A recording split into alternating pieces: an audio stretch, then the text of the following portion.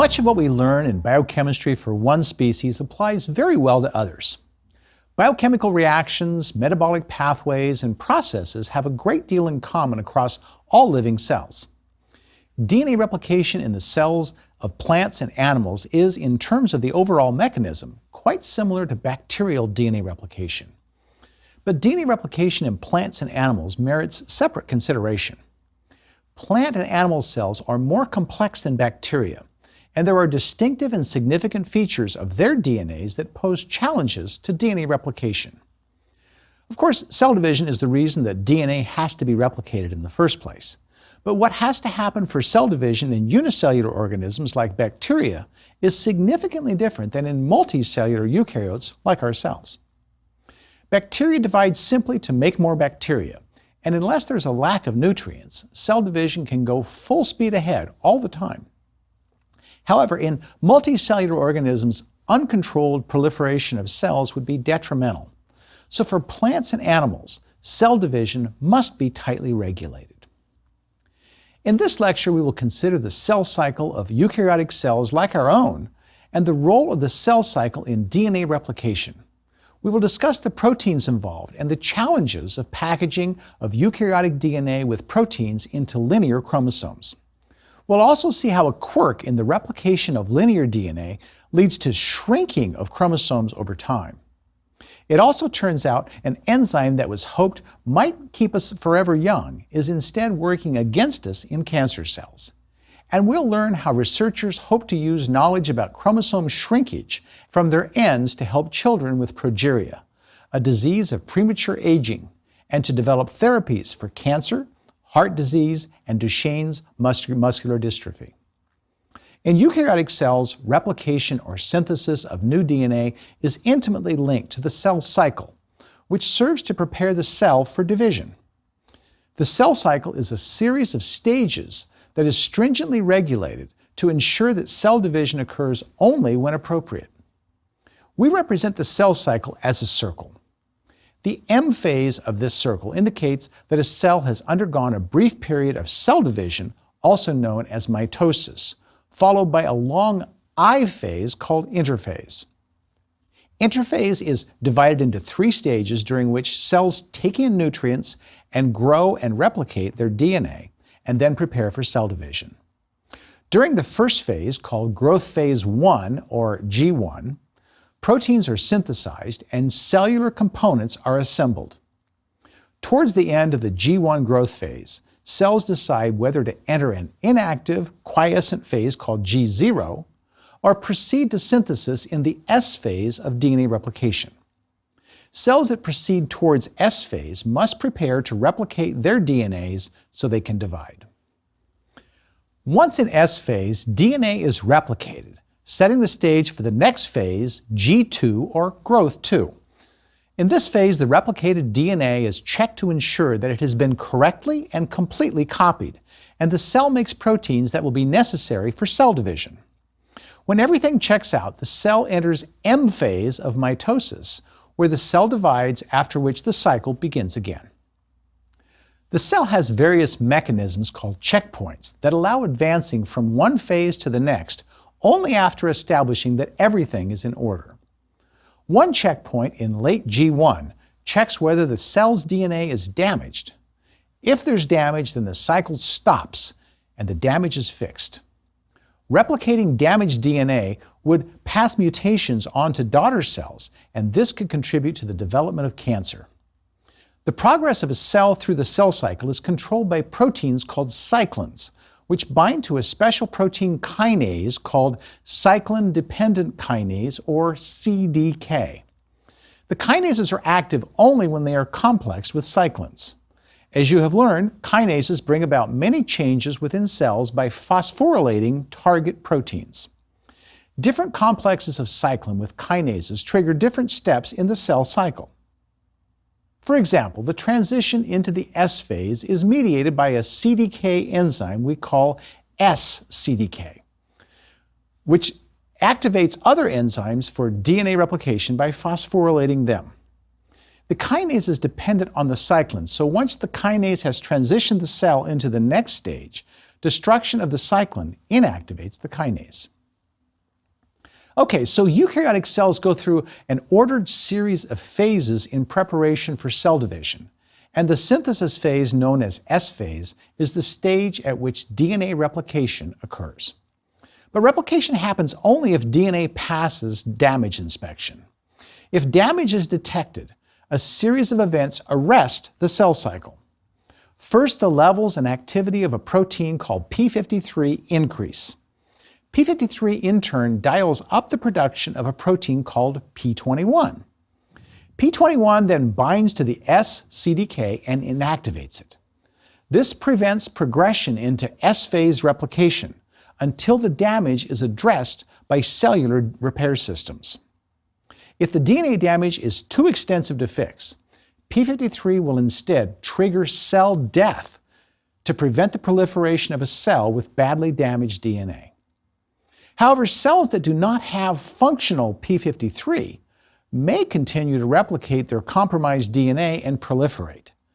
It is not surprising that over half of all cancers have mutations inactivating the p53 gene. If the DNA passes inspection at the G1-S checkpoint, cells move into S phase. Here, DNA replication occurs. As in bacterial cells, replication begins at sequences called origins of replication.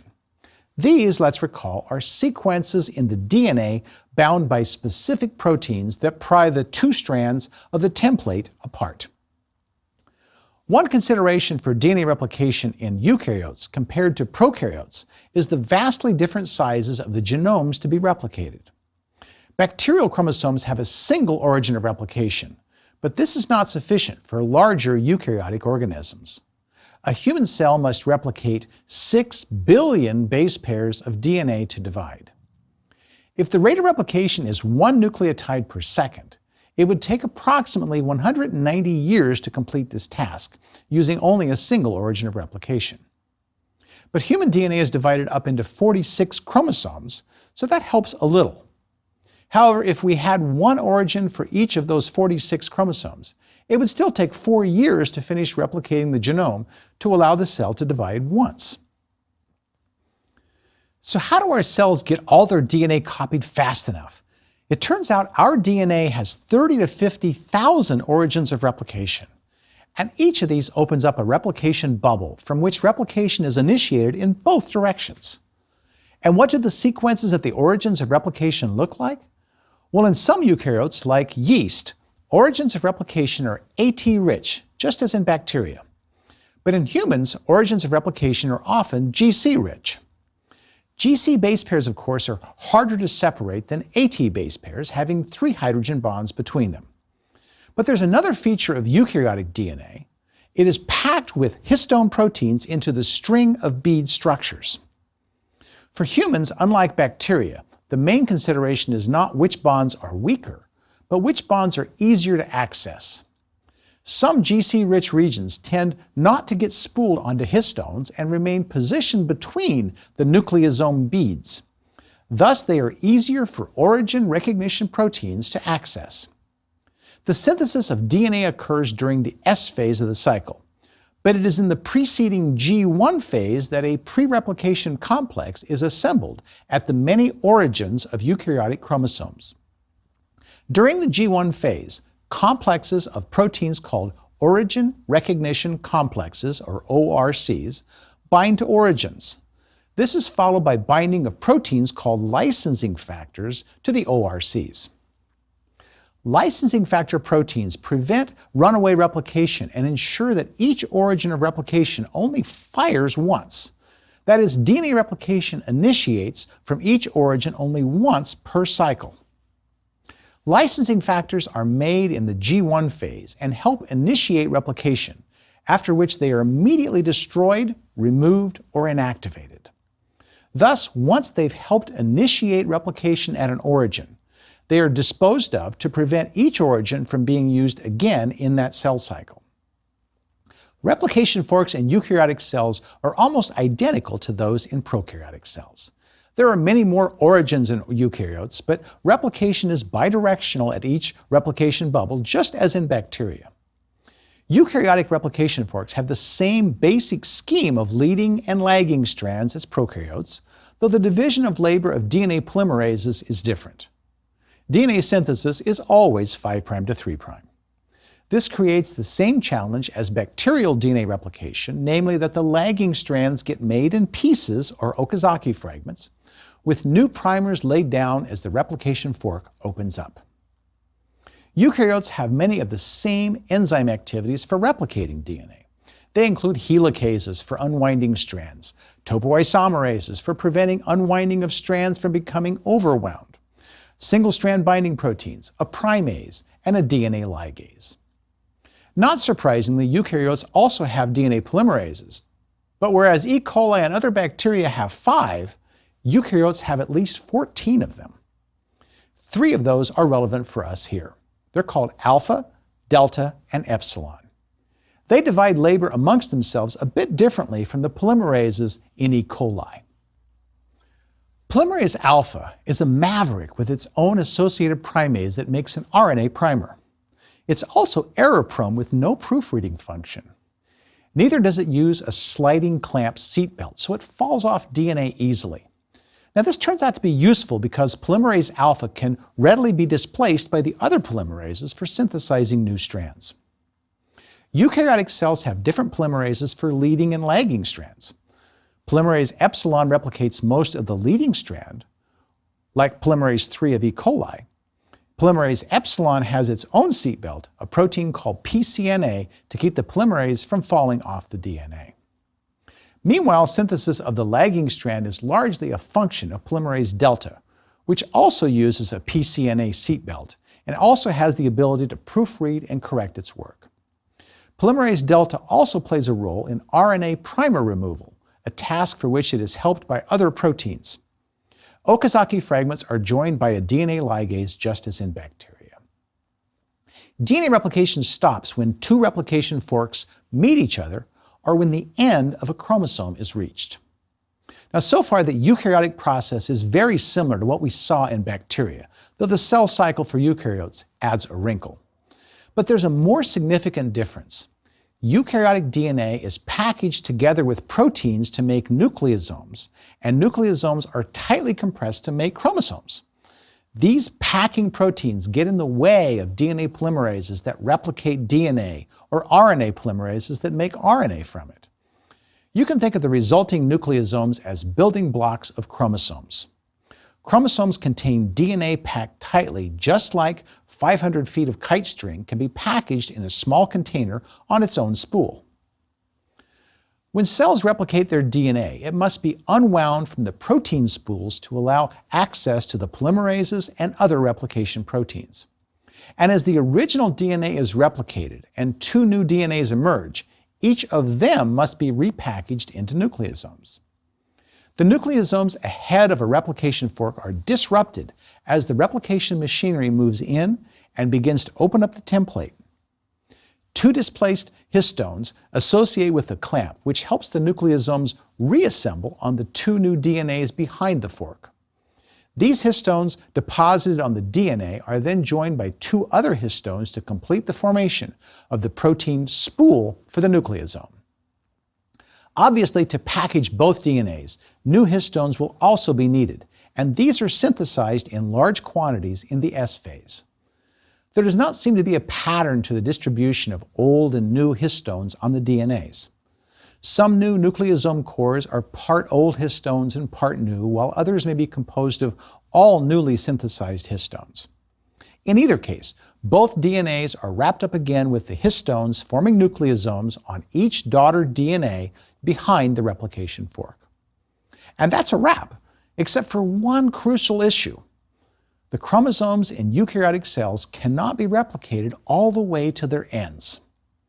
Unlike the circular bacterial chromosomes, our chromosomes are linear, and this presents a big challenge. To understand what the problem is, we need to go back and look at the replication fork, focusing on the RNA primers. As you know, each Okazaki fragment begins as a short stretch of RNA which must later be removed. You also know that the replication of DNA can only happen from the 5' end to the 3' end.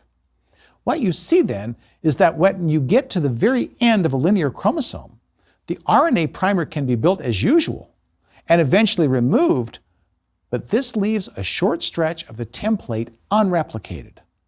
The overhanging end of the template cannot be copied because we've run out of room to place an RNA primer from which DNA polymerase can extend. So the new DNA is a bit shorter than the original template. When the new DNA is copied in the next round of replication, the same thing will happen again. And the DNA made in that round of replication will be even shorter. As a result of this end replication problem, the loss of nucleotides at the ends of each chromosome with each replication cycle leads to physical shortening of the chromosomes. The greater the number of cell divisions, and thus the more times DNA is replicated, the shorter the chromosomes get. So if you compare the chromosomes of a child with that of her grandparents, Grandpa and Grandma's chromosomes will look like someone threw them in the dryer in the hottest setting. So, you may be thinking, if DNA is the information carrier of the cell, and all of it doesn't get copied, aren't we losing genetic information every time our cells replicate their DNA? While this is a concern, over a span of years, our cells have evolved mechanisms to deal with it, though. For starters, our chromosomes have DNA sequences at each end that do not encode proteins. That is, at the beginning and end of each DNA molecule that makes up a chromosome, there's no information that is necessary for making proteins the cell needs. Instead, there are thousands of repeats of a short sequence that is rich in T's and G's. In vertebrates, each repeat has the sequence TTAGGG. These repeated sequences at the end of chromosomes fold over, forming a loop-like structure that is stabilized by the binding of proteins, effectively tucking the ends of chromosomes out of sight when replication is not happening. These structures at the ends of chromosomes are called telomeres, from the Greek telos, which means end, and meros, meaning part. So a telomere is literally an end part. So those repeated sequences at the chromosome ends serve as protection in the sense that chromosomes could lose a few of them in each round of replication without losing important information. You might think of these sequences as blank pages at the start and end of a book. If you lost a blank page at either end, you'd still be able to read the whole story. It's only after you've lost all the blank pages that you start losing something important. And that's what happens in our cells. Our chromosomes shrink with each round of DNA replication, but we're okay till our cells have divided so many times that further shortening of the chromosomes starts to be a problem. This helps explain an observation first reported in the 1960s by Leonard Hayflick, that human cells that are grown in culture cannot divide indefinitely. He was studying somatic cells, that is, cells that are not eggs or sperm. What he noticed was that cultured cells would divide a certain number of times, but then stop dividing and generally begin to show signs of cellular deterioration. The observation became known as the Hayflick limit. Until that time, there had been a guess that maybe individual cells from multicellular organisms could live indefinitely. Instead, not only did they stop dividing, it turned out that when they stop is based on the age of the individual they were obtained from. Somatic cells from a baby could divide 80 or 90 times in culture before stopping, but somatic cells from someone in their 70s would only divide 20 to 25 times before running out of steam. This suggested that the shrinking of our chromosomes is kind of a biological clock, one that keeps track of how many times our cells have replicated their DNA and divided. And once a certain number of rounds of replication had occurred, we'd begin to lose important information, and our cells would stop dividing and eventually die. Now, two questions immediately came to mind. If our chromosomes shrink with age, how do parents pass along full-length chromosomes to their children? If each generation were born with successively shorter and shorter chromosomes, then the human race would have died out. Another very different question is, if our telomere sequences did not shrink, would we live forever? Or maybe at least stay youthful longer?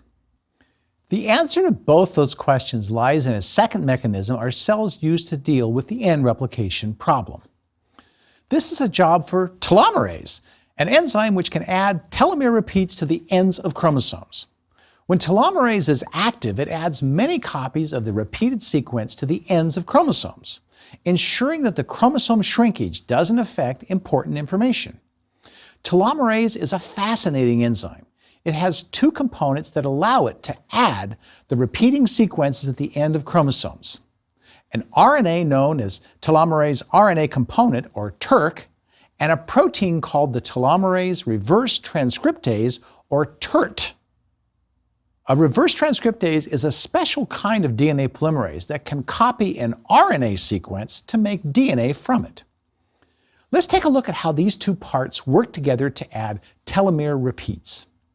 Like all DNA polymerases, telomerase adds nucleotides to the 3' end of a strand. Each end of a linear chromosome has one free 3' end, due to the incomplete replication of the lagging strand, as we've already seen. As you see, the TERC sequence of RNA is complementary to the telomere repeats. The very end of the TERC base pairs with the last telomeric repeat sequence on the 3' end of the overhanging strand. So all the rest of the TERC is available to act as a template for the reverse transcriptase to extend the end and make more DNA. Once a complete TERC has been copied, the entire complex slides down and repeats the process. Telomerase adds many repeats before it eventually dissociates from the end of the DNA, having extended it by many nucleotides. As a result, there is now plenty of room to place an RNA primer on the newly extended strand and complete replication of it. So no information is lost, and the chromosomes remain the same length at each round of replication. Now wait a minute, you're thinking. If there is an enzyme that maintains chromosomes at the same length, why do they get shorter? Well, that's because the magic of telomerase is active primarily in our egg and sperm cells and in stem cells, which are a stock of undifferentiated cells. Our somatic cells, with few exceptions, like some of our immune system cells, make little or no telomerase, even though all of our cells have the genes for it. Because telomerase is active in egg and sperm cells, they retain full-length chromosomes, ensuring that the next generation starts out with lots of the telomeric repeats at the ends of their chromosomes. But all the somatic cells not making telomerase have chromosomes that do shrink with age. So yes, telomere shortening has been linked to aging as well as to lifespan, even though there are also other factors such as oxidative damage that also affect aging. So could we turn the telomerase back on in our cells, recover our lost telomeres, and recover our youthfulness? If all our cells made plenty of telomerase, would we be essentially immortal? Well, not so fast, says Mother Nature. One of the useful things about cells eventually ceasing to divide is that this provides a built-in limit on cell division. In fact, telomerase that stays turned on with no built-in limit on cell division is often found in cancer cells. In rapidly dividing cells, telomeres would normally shorten swiftly to the point where they would have to stop dividing. It is the reactivation of telomerase that allows cancer cells to keep proliferating without anything to check their division. These cells are immortal. Even if they kill their host, they can be kept alive in a lab indefinitely. Non-cancerous cells can't be kept alive like that, as we've seen. So they really are potentially immortal, but they're also cancerous. Always a catch, right? But maybe we can use this information in a different way. Since cancer cells express significant amounts of telomerase, unlike most normal cells, drugs that inhibit telomerase would be useful against cancer cells. And because close to 90% of all cancers express telomerase, a telomerase inhibitor might be useful in treating a variety of different cancers. Indeed, in lab experiments, telomerase inhibitors have been shown to be effective in killing cancer cells, and some are in clinical trials. Telomerase activity is also inhibited by compounds found in foods like curcumin from turmeric and allicin found in garlic and onions. Green and black tea also have a phenolic compound that inhibits telomerase called epigallocatechin gallate. Populations that routinely include these in the diet may have a lower incidence of cancers. But such preventative measures cannot replace cancer therapies for those who already have cancer because they do not provide sufficient inhibition of telomerase activity once cancer is underway. Although the relationship of telomere length to aging is not fully understood, people with longer telomeres seem to live longer. Conversely, telomeres are much shorter than normal in children with a mutation that causes progeria, a disease of premature aging. Now, children with progeria begin developing symptoms like baldness and severe cardiovascular disease as early as age 2. Most do not live through their teens. Shorter telomeres have also been found in boys with a form of muscular degeneration called Duchenne's muscular dystrophy. Even stranger is the finding that stress can lead to shorter telomeres. The length of a baby's telomeres has been found to be related to maternal stress during pregnancy.